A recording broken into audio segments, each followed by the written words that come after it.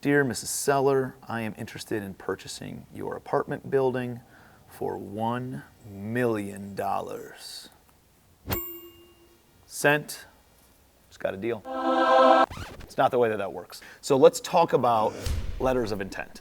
A letter of intent in most states is a non-binding document that just outlines the broad concepts of what a transaction would look like. So you might send it over, here's the property address, here's the purchase price I'm interested in offering, here's the earnest money I'm willing to submit and contribute, here's the due diligence process, the timeline to close, and any other major bullet points of what that could look like to at least get the conversation going.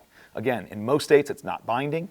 You would sign it, you would submit it to the seller, and it gets the conversation happening of, I'm a real serious person and I have put thought into this, I've underwritten the deal, and here's where we would be on general terms of purchasing your property. And I'm a big believer in submitting a lot of letters of intent. I'm a big believer in swinging the bat, right? What did Wayne Gretzky say? You miss 100% of the shots that you don't take. So you got to start taking some shots and submitting letters of intent. That is the quantifiable activity that leads to getting deals, right? You might have a goal of, I want to acquire 100 rental properties this year. I want to flip 100 houses this year. I want to wholesale 100 houses. Like whatever the number is or whatever the vertical that you're in doing deals, and this can apply to any sales concept, but the goal is not the daily activity, right? The goal is just what you hope to achieve. There's a daily activity that typically leads to that goal. So part of finding 100 rental properties or 100 units to purchase by the end of the year, the activity that leads to that is submitting letters of intent.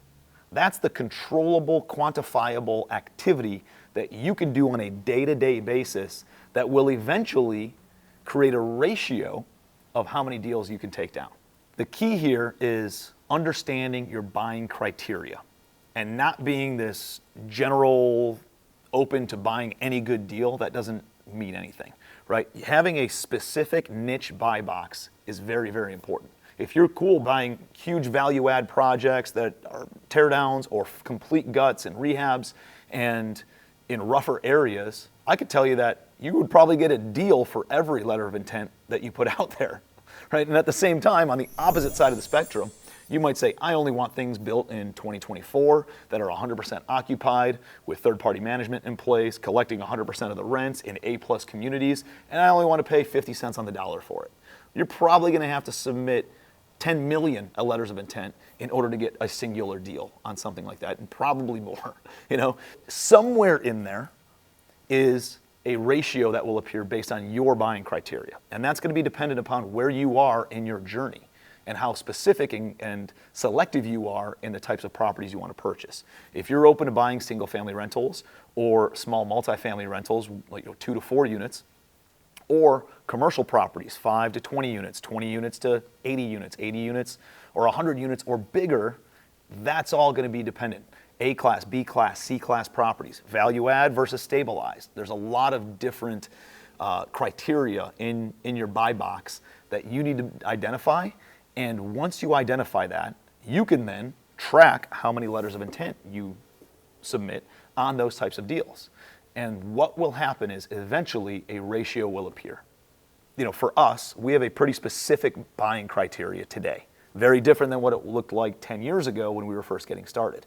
10 years ago, I just needed to build the balance sheet. I need to build my resume, if you will, of getting properties. So I was willing to buy smaller properties. I was willing to buy in C-class areas. I was willing to buy out of state. I was more general and open to my buying criteria. So I might send 100 letters of intent and I might get 10 accepted LOIs out of that. Today might be a little bit different. It's a different market. I have a more selective buying criteria. I'm looking for newer properties. I'm looking for certain size properties. I'm looking for properties in a certain state. And because of that, I might have to submit 100 letters of intent. I might only get 2 back or 1 back. The beauty of this is once you've created that ratio, once you've submitted enough letters of intent where you understand what the conversion rate is, now you have predictability in your business. Now you know that if you want to close 4 deals this year, you need to probably submit 400 letters of intent if you have that buying criteria. Or if you want to close 4 deals this year, but you have a more open buying criteria and you're closing 1 out of 10, then guess what? You might only need to submit 40 letters of intent in order to get 4 deals out of that. Now you can have a real business that's not built on chance, but built on data. I can tell you that the #1 KPI or key performance indicator that you should be measuring for yourself or for your acquisitions team is the submission of letters of intent. How many offers did you make today, this week, this month, and then understanding what that looks like, right? You might get a certain number that get accepted, and then during due diligence and inspection period, some fall out. After that, there might be some title issues, some fall out. There might be some financing issues, some fall out. There might be some crazy sellers, some things fall out, right? And at the end of the day, 100 letters of intent equals how many deals? And once you track that and you understand what that funnel looks like, you can very predictably reach and achieve your goals based on here's how many deals I want to close, here's how many letters of intent that I submit. So let's put some actionable steps in place. #1, define your buying criteria. Figure out what that looks like. And by the way, I just did an episode with my Director of Acquisitions and Chief Marketing Officer, Nick Burton, on this subject. So click the link and you can check out that video that dives a little bit deeper into identifying what your buying criteria is. And then once you have that buying criteria, jump on LoopNet, jump on Crexy, jump on, I don't know, Craigslist, jump on your MLS and start making offers. If you don't have a letter of intent, I just Googled it and pulled a template for you right here. Here's kind of what it looks like. Boom, boom, boom, boom, boom. Goes over those general terms of what a deal would look like. But now you have a template. You fill out the basic parameters of that, right? If you want to have your attorney review it, they can always do that. I submit letters of intent before I ever even go and see the property.